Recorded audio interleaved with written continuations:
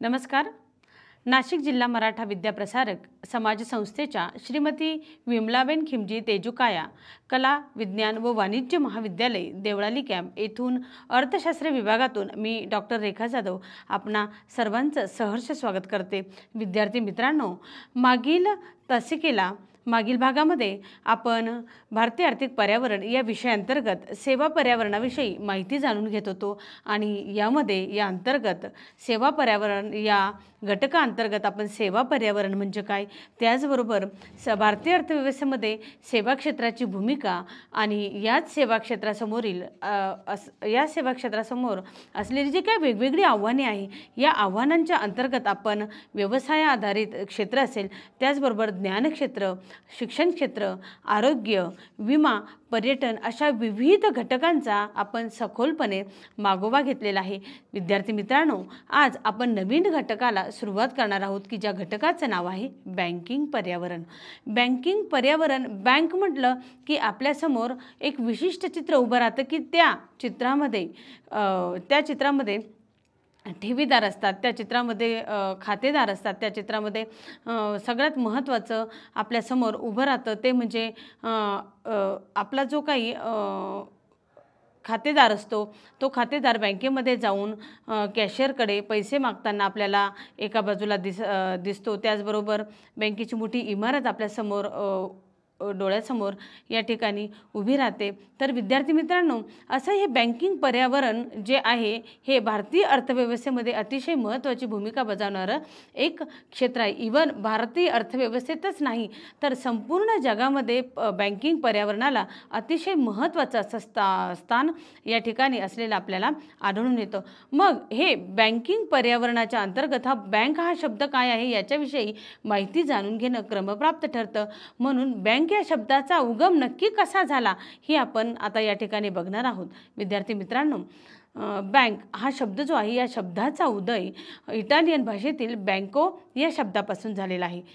Bank या शब्दाचा अर्थ आहे बेंच किंवा बाक होय। पूर्वीच्या काळी बेंचवरती किंवा बाकावरती बसून चलनाच्या देवाणघेवाणीचे व्यवहार केले जात असे, म्हणून बँक म्हणजे चलनाचं देवाणघेवाण करणारं एक ठिकाण असं बँकेचं या ठिकाणी बँक असं समजलं जातं। आणि मग ही जी काही बँक आहे ही जगातील पहिली जी बँक आहे ती 1157 मध्ये बँक ऑफ व्हीनस या नावाने स्थापन झालेली आपल्याला आढळते। विद्यार्थी मित्रांनो, भारतामध्ये आधुनिक बँक व्यवसायाचा जो काही विकास आहे, आधुनिक बँक व्यवसायाची सुरुवात जी आहे ती 17व्या शतकामध्ये झालेली आपल्याला आढळते। त्याचबरोबर सावकार आणि जे सराफी पिढीवाले आहे यांना बँकिंग क्षेत्राचे पूर्वज असं मानलं जातं, कारण की आपल्या सर्वांनाच माहिती आहे की सावकार आणि सराफी पिढीवाले हे बँकेशी संबंधित काही विशिष्ट घटकाशी रिलेटेड विशिष्ट असे कार्य करताना या ठिकाणी आढळतात। म्हणून सावकार असेल आणि सराफी पिढीवाले आहे त्यांना बँकेचे पूर्वज असे म्हटले जाते। आणि भारतामध्ये आधुनिक बँक व्यवसायाचा जो काही सुरुवात आहे ती 17व्या शतकामध्ये आपल्याला झालेली आढळते। त्याचबरोबर सावकार आणि सराफ हे बँक व्यवसायाचे पूर्वज आहे असं मानलं जातं। त्याचबरोबर भारतामध्ये जर बघितलं तर पहिली जी काही बँक आहे ती 1770 मध्ये बँक ऑफ हिंदुस्तान या नावाने काय झालेली आहे, स्थापन झालेली आपल्याला आढळते। मग असाही प्रश्न येऊ शकतो की भारतामध्ये पहिली बँक कधी स्थापन झाली, तर ती 1770 मध्ये स्थापन झाली आणि तिचं नाव होतं बँक ऑफ हिंदुस्तान। हे तुम्ही लक्षात ठेवणं गरजेचं आहे। या स्लाईडमध्ये जी स्लाईड आपल्याला समोर दिसते आहे याच्यामध्ये पहिली जी बँक आहे 1770 मध्ये भारतामध्ये जी स्थापन झालेली आहे ती आहे बँक ऑफ हिंदुस्तान। विद्यार्थी मित्रांनो, बँकेचं जे हे महत्त्वाचं जे बँक ही अतिशय प्रत्येक अर्थव्यवस्थेमध्ये, इवन भारतीय व्यवस्थेतच नाही तर संपूर्ण जगाच्या वेगवेगळ्या ज्या काही अर्थव्यवस्था या अर्थव्यवस्थांमध्ये बँकिंग क्षेत्र ही महत्त्वाची भूमिका बजावत असतं, कारण की बँकिंग प्रणालीचं जे कार्य आहे ते कार्य अनन्यसाधारण असं असतं, अनन्यसाधारण असं मानलं जातं। आणि हीच बँकिंग क्षेत्राची भूमिका प्रत्येक देशाच्या अर्थव्यवस्थेमध्ये महत्त्वाची भूमिका बजावताना आपल्याला दिसून येते, कारण की पैशाचे जे काही व्यवहार आहे, पैशाचा जो प्रवाह आहे हा एका ठिकाणाहून दुसऱ्या ठिकाणी सुरळीतपणे नेण्यासाठी बँकेचं जी भूमिका आहे ही भूमिका महत्त्वाची मानली जाते. विद्यार्थी मित्रांनो, बँक म्हटलं की आपल्यासमोर सगळ्यात महत्त्वाचं येतं ते म्हणजे बँका ठेवी स्वीकारतात. त्याचप्रमाणे ज्या ठेवीदारांनी बँकेकडे ज्या ठेवी स्वीकारलेल्या आहे त्या ठेवींचं योग्य प्रकारे संरक्षण करतात. म्हणजेच खऱ्या अर्थानं बँका काय करत असतात की समाजातील लोकांना बचत करण्यास काय करतात, एक प्रकारे त्या प्रवृत्त करत असलेले आपल्याला आढळून येतात. इव्हन एवढंच नाही तर समाजातील लोकांनी ज्या काही बचती केलेल्या आहे त्या बचती ठेवी रूपाने त्या गोळा करतात. बँका त्या ठेवी गोळा करतात आणि त्या पैशांची गुंतवणूक करताना सुद्धा आपल्याला या ठिकाणी दिसून येतात. म्हणून प्रत्येक अर्थव्यवस्थेमध्ये बँक हा काही घटक आहे. बँकेची सेवा तसंच बँकेची भूमिका ही अतिशय महत्त्वाची मानली जाते आणि अतिशय महत्त्वाचा रोल प्रत्येक अर्थव्यवस्थेमध्ये बँक प्ले करत असते. आणि म्हणून या ठिकाणी आपण बघतो व्यापारी असेल त्याचप्रमाणे उद्योग वाणिज्य संस्था या बँकेच्या आजूबाजूला नेहमी फिरताना आपल्याला या ठिकाणी दिसतात. विद्यार्थी मित्रांनो, बँकेविषयीचा इतिहास आपण जाणून घेतल्यानंतर बँकेविषयीचा इतिहास आपण आता जाणून घेतला, परंतु बँक म्हणजे नक्की काय तर याविषयी अनेक विचारवंतांनी अनेक अर्थतज्ज्ञांनी त्यांचे वेगळे मतं मांडलेले आहेत, त्यांचे विचार मांडलेले आहे. यामध्ये आपण 2 व्याख्यांचा या ठिकाणी अभ्यास करणार आहोत. 2 व्याख्या आपण या ठिकाणी जाणून घेणार आहोत की बँक म्हणजे नक्की काय. तर बँकेचा अर्थ जाणून घेत असताना पहिली व्याख्या या ठिकाणी आहे ती म्हणजे पैसा किंवा पैशाचे व्यवहार करणाऱ्या संस्थेला किंवा अधिकोशाला काय म्हटलं जातं, बँक असं म्हटलं जातं. काय तर पैसा किंवा पैशाचे व्यवहार करणारी अशी एखादी संस्था तिला काय म्हटलं जातं, बँक किंवा अधिकोष असे म्हटले जाते.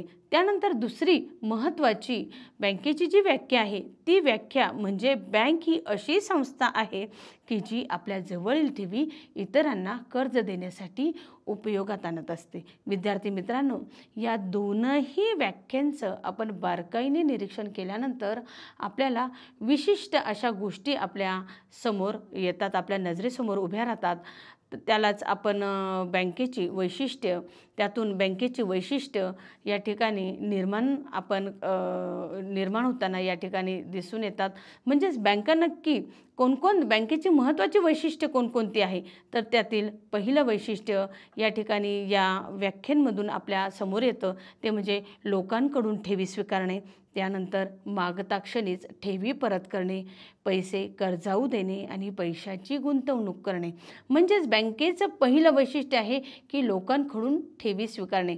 कारण आपल्या सर्वांनाच माहिती आहे की बँकेचा उद्देश, बँक स्थापण्यामागचा मुख्य उद्देशच मुळी काय आहे तर ठेवी स्वीकारणे आणि याच लोकांकडून ठेवी स्वीकारणे या बँकेचं महत्त्वाचं पहिलं वैशिष्ट्य आहे. त्याचप्रमाणे ज्या ठेवी बँकांनी स्वीकारलेल्या असतात ठेवीदारांकडून, त्या ठेवीदारांनी मागता क्षणीच त्यांच्या ठेवी त्यांना परत करणं गरजेचं असतं. म्हणून हे झालं बँकेचं दुसरं वैशिष्ट्य. त्यानंतर पैसे कर्जाऊ देणे. मग बँका काय करत असतात की ज्या ठेवीदारांनी ठेवी या बँकेकडे ठेवलेल्या असतात त्या ठेवींचा वापर बँका गरजू लोकांना कर्जाऊ म्हणून देण्यासाठी त्याचा वापर करतात. म्हणून या ठिकाणी बँकेचं तिसरं वैशिष्ट्य आपण सांगू शकतो की पैसे कर्जाऊ देणे. आणि नंतर शेवटचं जे वैशिष्ट्य आहे बँकेचं ते म्हणजे पैशांची गुंतवणूक करणे. जो पैसा बँकेकडे अवेलेबल असतो तो पैसा निष्क्रिय स्वरूपात बँकेला ठेवता येत नाही, तर त्या पैशाचं सुद्धा काय केलं जातं, गुंतवणूक केली जाते. इव्हन एवढंच नाही तर लोकांना बचत करण्यासाठी प्रवृत्त करण्यासाठी बँका महत्त्वाची भूमिका बजावत असतात आणि याच बचतीचं रूपांतर बँका कशामध्ये करत असतात, गुंतवणुकीसाठी सुद्धा करत असतात. म्हणून बँकेचे हे 4 महत्त्वाचे वैशिष्ट्य आहे. पहिलं वैशिष्ट्य आहे लोकांकडून ठेवी स्वीकारणे, दुसरं म्हणजे मागता क्षणीच लोकांना ठेवी परत करता येणं, हे सुद्धा बँकेचं 2 नंबरचं महत्त्वाचं वैशिष्ट्य आहे. त्यानंतर पैसे कर्जाऊ देणे हे 3 नंबरचं वैशिष्ट्य. आणि शेवटचं परंतु अतिशय महत्त्वाचं वैशिष्ट्य आहे ते म्हणजे पैशाची गुंतवणूक करणे होय. विद्यार्थी मित्रांनो, हे 4 महत्त्वाचे वैशिष्ट्य आपण बँकांचे बघितल्यानंतर आधुनिक काळामध्ये बँक व्यवसायाची मोठ्या प्रमाणामध्ये प्रगती झालेली आहे. आणि हीच प्रगती करता करता बँकेला असंख्य असे कार्य बँकेला करावे लागतात. मोठ्या प्रमाणामध्ये बँकांना कार्य करावे लागतात. त्यातील 2 महत्त्वाची कार्य या ठिकाणी आपण बघणार आहोत. ते म्हणजे बँकांची प्राथमिक कार्य व बँकांची दुय्यम कार्य होय. मग या ठिकाणी बँकांच्या प्राथमिक कार्याचा आपण अभ्यास करत असताना बँकेची प्राथमिक कार्य जर आपण बघितली तर त्याच्यामध्ये बँका ठेवी स्वीकारतात, त्याचबरोबर लोकांना त्या काय करत असतात किंवा समाजामधील वेगवेगळ्या घटकांना त्या वित्तपुरवठासुद्धा करत असतात. मग ठेवी स्वीकारणे आणि वित्तपुरवठा करणे हे कार्य करत असताना ही जी कार्य आहेत ती बँकांची मूलभूत आणि प्राथमिक कार्य मानली जाते. त्यामध्ये प्राथमिक कार्याचा जर आपण विचार केला तर बँका पहिलं जे कार्य आहे ते म्हणजे ठेवी स्वीकारणं. प्राथमिक कार्याच्या अंतर्गत ठेवी स्वीकारणे हे बँकेचं महत्त्वाचं पहिलं कार्य आहे. मग ठेवी स्वीकारणे म्हणजेच मी तुम्हाला अगदी सुरुवातीला सांगितलेलं आहे की बँकांची स्थापनाच मुळे ठेवी स्वीकारणे ह्या उद्देशामुळे काय झालेली आहे, सुरू झालेली आहे. बँकांच्या सुरुवातच मुळे ठेवी स्वीकारणे या उद्देशाने जर चालू झालेली असेल तर ठेवी स्वीकारणे हा महत्त्वाचा उद्देश बँका समोर ठेवत असतात. परंतु ज्या ठेवीदारांनी बँकांकडे ठेवी ठेवलेल्या आहे त्या ठेवीदारांना बँका काय करत असतात, विशिष्ट व्याजदर देत असतात. परंतु ठेवीदारांना जो व्याजदर बँका उपलब्ध करून देतात, जो उपलब्ध करून देतात तो व्याजाचा दर हा कमी असतो. आणि कर्जदारांकडून जो व्याजदर बँका आकारतात तो व्याजदर मात्र जास्त असतो. म्हणजे यामध्ये बँका मध्यस्थांची भूमिका बजावत असतात. मग ठेवीदार आणि कर्जदार या दोघांकडून जो व्याजदर आकारला जातो त्या व्याजदरातून प्रशासकीय खर्च वजा जाता जी काही रक्कम उपलब्ध होते ती म्हणजे बँकेचा काय असतो, या ठिकाणी नफा असलेला आपल्याला आढळून येतो. परंतु विद्यार्थी मित्रांनो, या ठेवी स्वीकारणे हे जे काही महत्त्वाचं पहिलं प्राथमिक जे कार्य आहे या प्राथमिक कार्याच्या अंतर्गतसुद्धा आपण पुढे वेगवेगळे त्याचे प्रकार या ठिकाणी बघणार आहोत. त्याच्यामधील पहिला जो काही प्रकार आहे तो म्हणजे मागणी ठेवी होय. तर मागणी ठेवी हा ठेवी स्वीकारण्याच्या अंतर्गत जो काही प्राथमिक कार्य आहे बँकेचं यामधील पहिला महत्त्वाचा मुद्दा आहे. मग मागणी ठेवी याच्यामध्येच या शब्दामध्येच अर्थ दडलेला आहे. तर मागणी ठेवी म्हणजे नक्की काय, तर मागणी करता क्षणीच परत घेता येणाऱ्या ठेवी म्हणजे काय आहे, तुमच्या मागणी ठेवी आहे. मग या मागणी ठेवींचे 2 प्रकार पडतात, एक चालू खाते आणि दुसरं म्हणजे बचत खाते.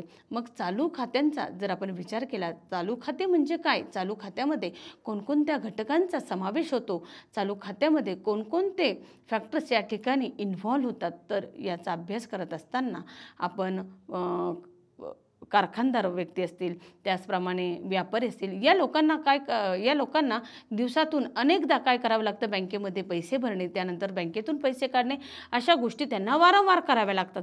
म्हणून बँकांनी त्यांच्यासाठी कारखानदार व्यक्ती असतील, त्याचप्रमाणे व्यापारी असतील, जे काही उद्योग करणारे जे काही लोक असतील त्यांच्यासाठी बँकेने चालू खाते उपलब्ध करून दिलेले आहे.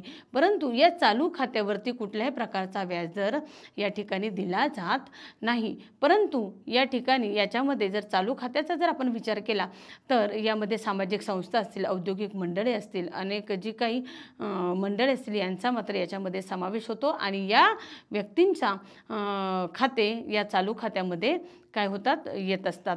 म्हणजे चालू खात्याअंतर्गत ते त्यांचं अकाउंट ओपन करू शकतात.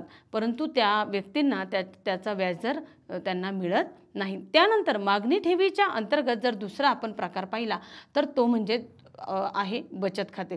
मग बचत खात्यामध्ये कोण कोण या ठिकाणी समाविष्ट होतं, तर पगारदार व्यक्ती असतील, त्याचबरोबर पगारदार व्यक्ती असतील, त्याच्यानंतर छोटे मोठे घाऊक व्यापारी असतील, छोटे मोठे जे उद्योजक आहे, या उद्योजकांचा समावेश या बचत खात्यामध्ये होत असतो. छोटे मोठे जे व्यापारी आहे, या व्यापारी बचत हे जे काही व्यापारी आहे, ते व्यापारी बचत खात्यांमध्ये त्यांचं अकाउंट काय करत असतात, ओपन करत असतात. परंतु विद्यार्थी मित्रांनो, हे जे काही सेविंग अकाउंट आहे, हे सेविंग अकाउंट एकदा ओपन केल्यानंतर जे काही बँकांचा जो दिवसामध्ये जो काम करण्याचा जो काही कालावधी आहे, या कालावधीच्या अंतर्गत कधीही व्यक्ती कधीही बचत खाता ओपन केलेली जी काही व्यक्ती असते, खातेदार असतो, तो कधी जाऊन त्याच्याशी संबंधित जे काही व्यवहार आहे बँकेचे, तो बँकेमध्ये व्यवहार तो एका विशिष्ट कालखंडामध्ये विशिष्ट ज्या काही बँकेचा कामकाजाच्या वेळा आहे, त्या वेळांच्या अंतर्गत तो काय करतो करू शकतो. म्हणजेच याच्या अंतर्गत जर आपण पाहिलं तर बचत खात्यामध्ये आठवड्यातून 2 ते 3 वेळा खातेदाराला याच्यामध्ये रकमा काढता येतात. परंतु बचत खात्याअंतर्गत जेव्हा बँकेमध्ये ठेवी ठेवल्या जातात, या ठेवींचा वापर बँका इतरांना कर्ज देण्यासाठी, गरजू व्यक्तींना कर्ज देण्यासाठी वापरत असतात विद्यार्थी मित्रांनो.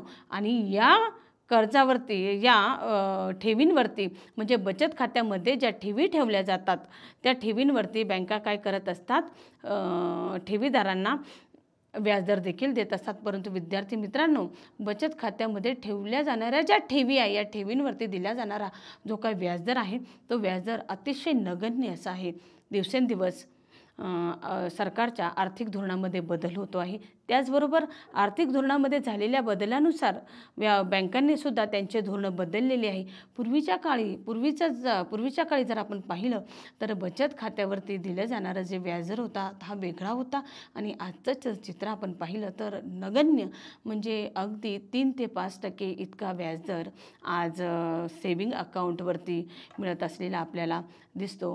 विद्यार्थी मित्रांनो, हे काही जे प्राथमिक कार्याच्या अंतर्गत बचत खाते आहे, या बचत खात्यांवरती जो काही व्याजदर दिला जातो, तो अतिशय नगण्य असलेला आपल्याला आढळून येतो. त्यानंतर प्राथमिक कार्याच्या अंतर्गत दुसरं जे कार्य आहे, ठेवी स्वीकारणे, या कार्याच्या अंतर्गत दुसरा जो काही पॉईंट आहे, तो म्हणजे मुदत ठेवी. मग मुदत ठेवी म्हणजे काय, तर या विशिष्ट कालावधीसाठी किंवा कालखंडासाठी ठेवलेल्या ठेवी म्हणजे मुदत ठेवी होय. मग मुदत ठेवी या शब्दामध्येच पुन्हा अर्थ दडलेला आहे की विशिष्ट कालावधी किंवा कालखंड पूर्ण झाल्याशिवाय या ठेवी खातेदाराला काढता येत नाही किंवा ठेवीदाराला त्या काढता येत नाही. विशिष्ट कालखंडानंतर किंवा विशिष्ट कालावधीनंतर, तो कालखंड किंवा कालावधी संपल्यानंतरच त्या ठेवी त्याला काढता येतात. मग त्याच्यामध्ये वेगवेगळे अजून प्रकार आहेत. पहिला आहे म्हणजे आवर्ती ठेव. मग आवर्ती ठेव म्हणजे नक्की काय रे, तर ग्राहकांना नियमितरित्या बचत करण्यास प्रवृत्त करण्यासाठी बँकांनी आवर्ती ठेवी काय केलेले आहे, सुरू केलेले आहे. मग या ठेवींचा जो काही कालखंड आहे, तो मुदत आहे, तो किती आहे, तर साधारणतः 5 वर्षापासून ते 10 वर्षापर्यंत असलेला आपल्याला आढळून येतो. त्यानंतर दुसरं आहे ते म्हणजे मुदत ठेवी. मुदत ठेवी पुन्हा या ठिकाणी मला तुम्हाला सांगावंसं वाटतंय की मुदत ठेव म्हणजे एक विशिष्ट कालावधीसाठी किंवा कालखंडासाठी या ठेवी ठेवलेल्या असतात. विशिष्ट कालखंड किंवा कालावधी पूर्ण झाल्याशिवाय या ठेवी ठेवीदाराला काढता येत नाही. मग त्याचा जो काही कालखंड आहे तो किती आहे, तर 90 साधारणतः 90 दिवसापासून जी काही मुदत ठेवलेली असते बँकेमध्ये, तिचा जो कालखंड आहे, कालावधी आहे, तो साधारणतः किती आहे, तर 90 दिवसापासून ते 5 ते 10 वर्ष इतक्या कालावधीसाठी ही मुदत ठेव काय केली जाते, ठेवली जाते.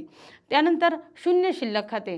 शून्य शिल्लक खाते म्हणजे झिरो बॅलन्स अकाउंटवरती व्यक्ती काय करू शकते, या ठिकाणी बँकेमध्ये अकाउंट ओपन करू शकते, म्हणजे शून्य शिल्लक खाते होय.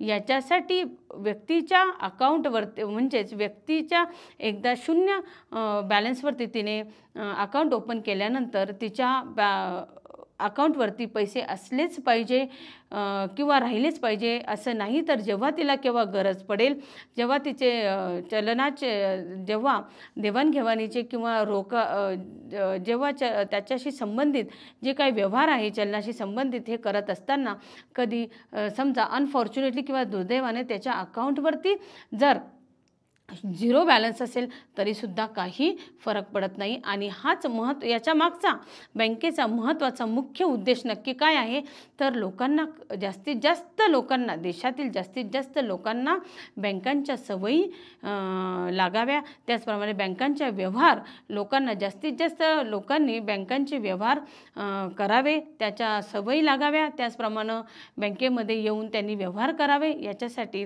बँकांनी शून्य शिल्लक खाते काय केलेले आहेत, सुरू केलेले आहेत, की जे प्राथमिक कार्याच्या अंतर्गत ठेवी स्वीकारण्यामध्ये, मुदत ठेवीमध्ये काय होता या ठिकाणी सुरू केलेले आहे.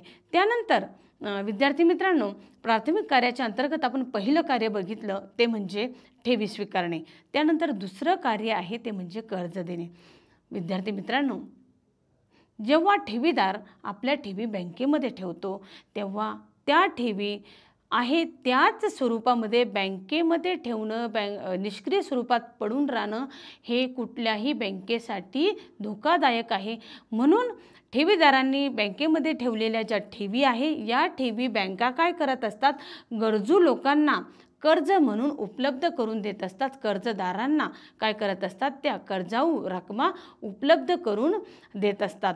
आणि म्हणून या ठिकाणी आणि याच कर्जदारांकडून बँका काय करत असतात, त्यांच्याकडून व्याजदर देखील बँका घेत असतात. परंतु कर्जदारांकडून घेतला जाणारा जो व्याजाचा दर आहे तो व्याजाचा दर हा नक्कीच कसा आहे, जास्त असलेला आपल्याला आढळून येतो. व्यापारी बँकांचं सगळ्यात महत्त्वाचं आणि याच्यातूनच काय होतं रे, मनी क्रिएट होताना आपल्याला दिसतो. आलं लक्षात? याच्यातूनच आपल्याला चलन निर्मिती होताना या ठिकाणी आपल्याला दिसून येते. मग आपणा सर्वांनाच माहिती आहे की व्यापारी बँकेचं सगळ्यात महत्त्वाचं जे काम आहे ते म्हणजे चलन निर्मितीचं. मग व्यापारी बँका चलन निर्मिती ह्या अशा प्रकारे करत असतात. एका बाजूला ठेवीदार ठेवी बँकेमध्ये ठेवतो, त्याला बँका व्याजदर देतात, परंतु तो व्याजाचा दर कमी असतो. आणि दुसऱ्या बाजूने याच ठेवी बँका कर्जदाराला कर्ज म्हणून उपलब्ध जेव्हा करून देत असतात तेव्हा त्यांच्याकडून व्याजदर घेतला जातो. आणि हाच व्याजाचा दर हा कसा असतो, जास्त असतो. म्हणजे व्याजदरामध्ये या ठिकाणी मोठा डिफरन्स या ठिकाणी आपल्याला दिसतो. आणि यातून तो प्रशासकीय खर्च वजा जाता बँकेला नफा मिळतो. आणि हाच नफा म्हणजे काय, तर हाच जो काही नफा म्हणजे काय, तर क्रेडिट क्रिएट. हाच नफा म्हणजे काय, तर चलन निर्मिती होय. मग यामध्ये पहिलं आहे ते कर्ज देणे. मग कर्जाचे याच्यामध्ये वेगवेगळे प्रकार आहे. त्याच्यामध्ये पहिलं आहे मागणी कर्ज. पुन्हा या शब्दांवरती नेहमी लक्ष ठेवणं गरजेचं आहे. शब्द आपल्याला उत्तराजवळ नेत असतात, शब्द आपल्याला उत्तरापर्यंत पोहोचवण्याचं कार्य करत असतात. म्हणून शब्दांवरती विद्यार्थी मित्रांनो नेहमी फोकस करणं महत्त्वाचं आहे. मागणी कर्ज म्हणजे मागणी करताच 24 तासाच्या आत उपलब्ध करून दिलं जाणारं कर्ज म्हणजे मागणी कर्ज होय. परंतु मागणी करता क्षणीच निर्माण होणारं किंवा मिळणारं कर्ज म्हणजे मागणी कर्ज. परंतु जेव्हा बँकेचा आदेश आल्यानंतर 24 तासाच्या आत काय करावं लागतं, या ठिकाणी कर्जदारांना ते जे काही कर्ज आहे त्या कर्जाचा भरणा या ठिकाणी करावा लागतं. मग कर्जाच्या अंतर्गत पहिलं कर्ज आहे तुमचं मागणी कर्ज. त्यानंतर दुसरं कर्ज आहे ते म्हणजे अल्पसूचना कर्ज. मग अल्पसूचना कर्ज म्हणजे काय, तर अल्प कालावधीमध्ये उपलब्ध होणारं जे काही कर्ज आहे त्याला अल्पसूचना कर्ज असे म्हणतात. यामध्ये या कर्जाचा जो कालावधी आहे तो कालावधी मात्र 7 दिवसांपर्यंतचा असलेला आपल्याला या ठिकाणी आढळतो. त्यानंतर अल्पकालीन कर्ज.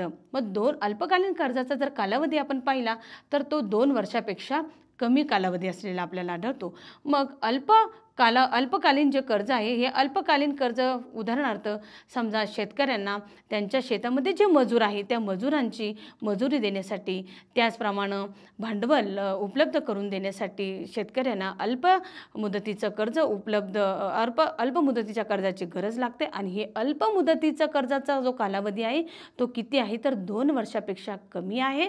आणि याच कालावधीसाठी जे कर्ज बँक उपलब्ध करून देते त्यालाच म्हटलं जातं अल्पकालीन कर्ज होय.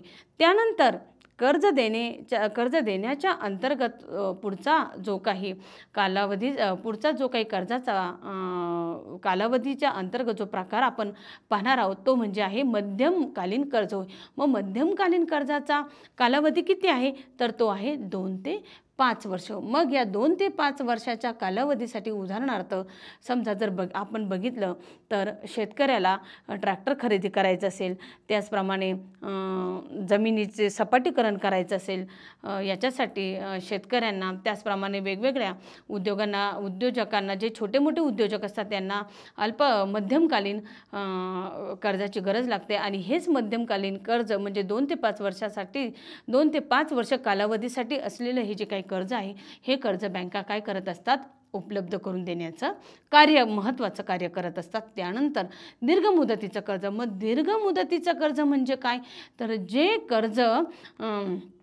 जे कर्ज हे 5 वर्षापेक्षा जास्त कालावधीसाठी या ठिकाणी असलेलं आपल्याला आढळून येतं. मग याच्यामध्ये जे काही शेतकरी असतील ते शेतकरी आपल्या शेतामध्ये कायमस्वरूपी जो काही बदल करायचा असेल, उदाहरणार्थ जर समजा नवीन जमीन घ्यायची असेल, नवीन जर शेत जमीन घ्यायची असेल तर त्याच्यासाठी शेतकऱ्याला दीर्घ मुदतीच्या कर्जाची गरज लागते. आणि हेच दीर्घ मुदतीचं कर्ज म्हणजे 5 वर्षापेक्षा जास्त कालावधी असलेलं जे काही कर्ज आहे हे कर्ज बँका गरजू व्यक्तींना कर्जदारांना उपलब्ध करून देत असतं.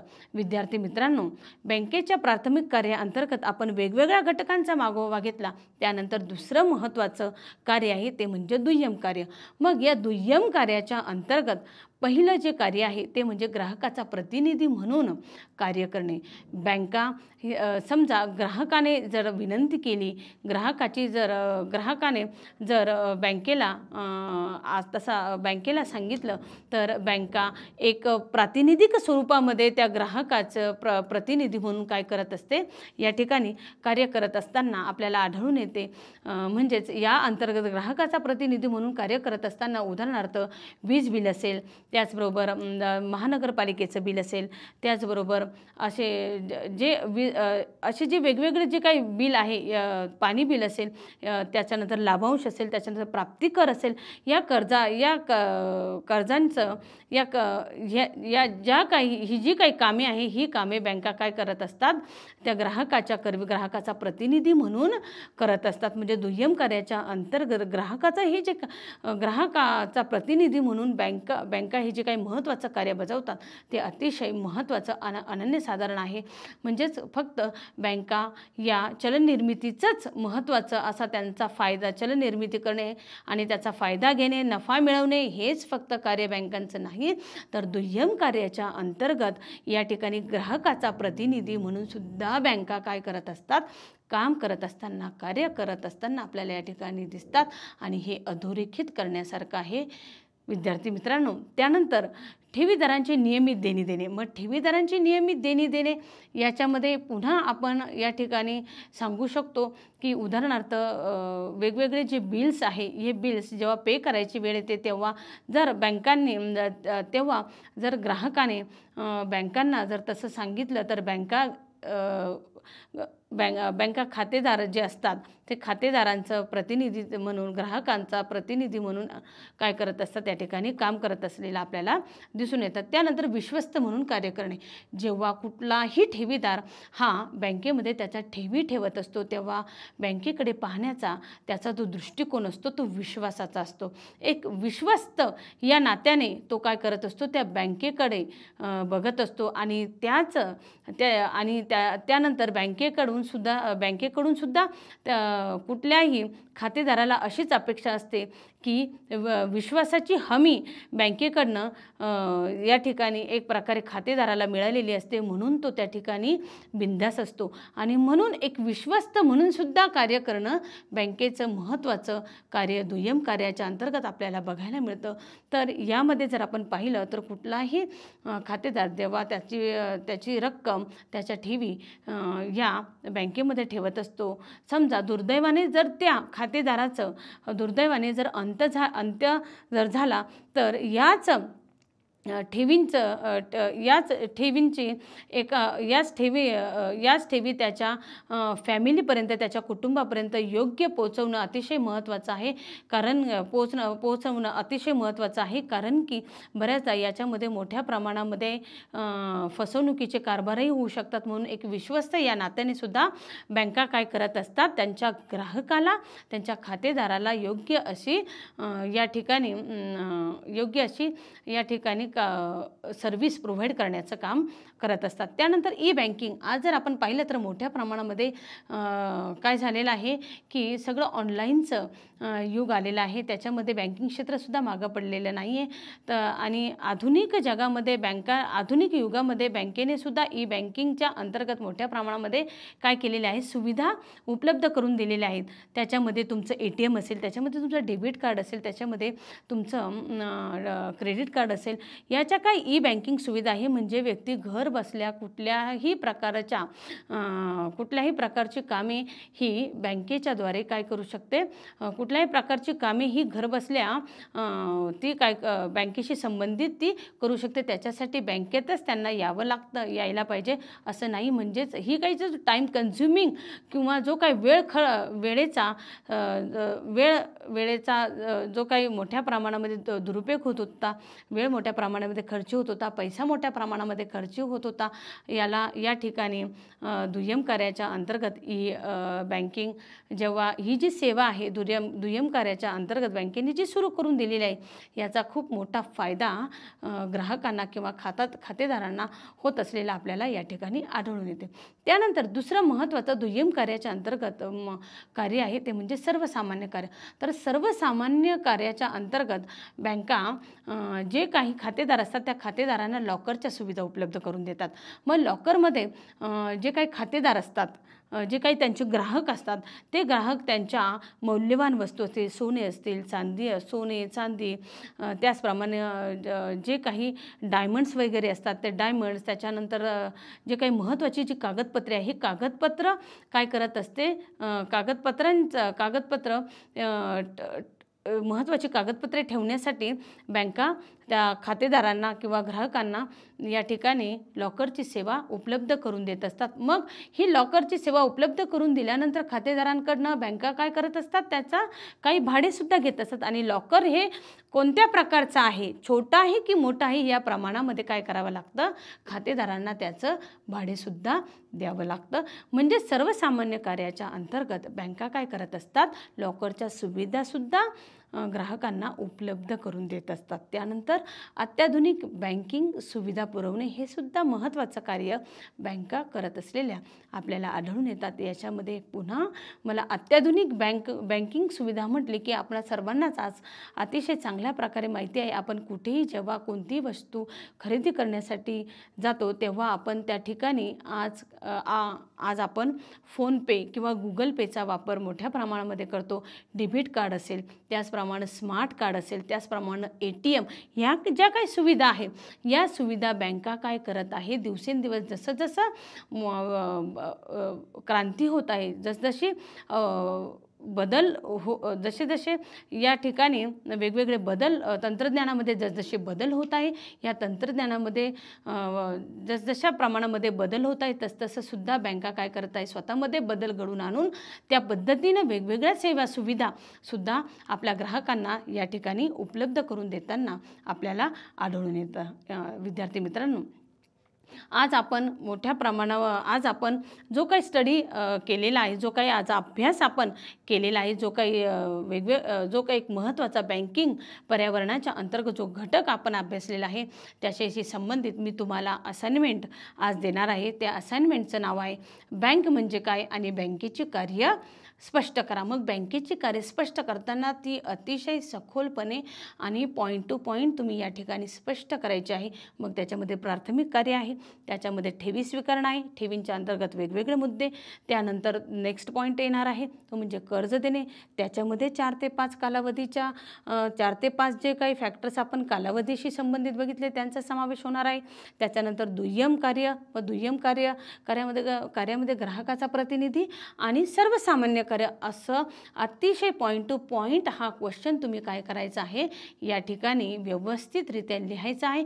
आणि मी तुम्हाला या स्लाईडवरती जे माझा मेल ID तुम्हाला दिलेला आहे jadhav.rekha@mvpsvkgcollege.ac.in याच्यावरती तुम्ही मला मेल करायचा आहे किंवा गुगल क्लासरूमचा क्लास कोड मी तुम्हाला समोर स्लाईडवरती दिलेला आहे त्याच्यावरती सुद्धा तुम्ही मला सेंड केलं तरीसुद्धा विद्यार्थी मित्रांनो चालणार आहे. बघा म्हणजे आज आपण काय काय बघितलं तर आज आपण बँक म्हणजे काय बघितलं, त्याचबरोबर बँकेची वैशिष्ट्ये आपण बघितली आणि त्यानंतर बँकेची जी वेगवेगळी कार्ये आहे या कार्यांविषयी आपण सखोलपणे आज माहिती घेतलेली आहे. विद्यार्थी मित्रांनो यानंतर नेक्स्ट लेक्चरला आपण काय करणार आहोत की नवीन पॉईंट आपण या ठिकाणी हाती घेणार आहोत. नवीन पॉईंट या ठिकाणी आपण एक्सप्लेन करणार आहोत की ज्याचं नाव आहे, जो घटक आहे भारतीय बँकिंग पर्यावरणातील अलीकडील काळातील झालेले बदल जे आहे याच्याविषयी आपण नेक्स्ट लेक्चरला माहिती घेणार आहोत. तोपर्यंत खूप अभ्यास करा आणि असाइनमेंट कंप्लीट करून मला तुम्ही मेल करा किंवा गुगल क्लासरूमला सेंड केली तरी चालेल. धन्यवाद.